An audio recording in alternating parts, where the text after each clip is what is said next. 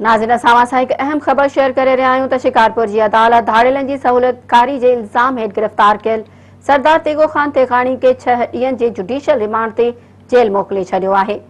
गिरफ़्तार कयल सरदार तेगो ख़ान तेग़ानी खे पुलिस सख़्त पहिरें हेठि दहशतगर्दी जे ख़ात्मे वारी अदालत में पेश कयो। नाज़रीन अदालत में पुलिस सरदार तेगो ख़ान तेग़ानी वारे केस जो उबूरी चालान पेश कयो।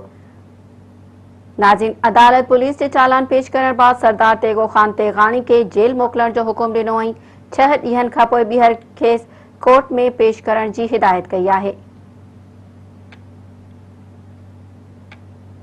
नाज़रीन हिकु दफ़ो ॿीहर अव्हांखे अपडेट करे रहिया आहियूं त शिकारपुर जी अदालत धाड़ेलनि जी सहूलियतकारी जे इल्ज़ाम हेठि गिरफ़्तार कयल सरदार तेगो ख़ान तेग़ानी के 6 ॾींहनि जे जुडिशियल रिमांड ते जेल मोकिले छॾियो आहे।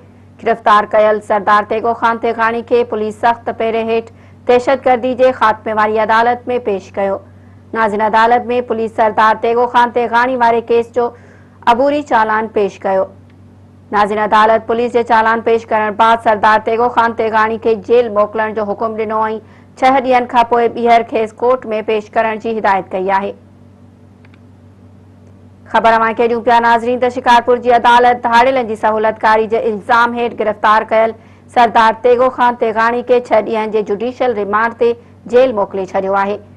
नाज़रीन गिरफ़्तार कयल सरदार तेगो ख़ान तेग़ानी खे पुलिस सख़्त पहिरें हेठि दहशतगर्दी जे ख़ात्मे वारी अदालत में पेश कयो। नाज़रीन अदालत में पुलिस सरदार तेगो ख़ान तेग़ानी वारे केस जो अबूरी चालान पेश कयो। अदालत पुलिस जे चालान पेश करण बाद सरदार तेगो ख़ान तेग़ानी के जेल मोकिलण जो हुकुम ॾिनो ऐं 6 ॾींहनि खां पोइ ॿीहर खेसि कोर्ट में पेश करण जी हिदायत कई आहे।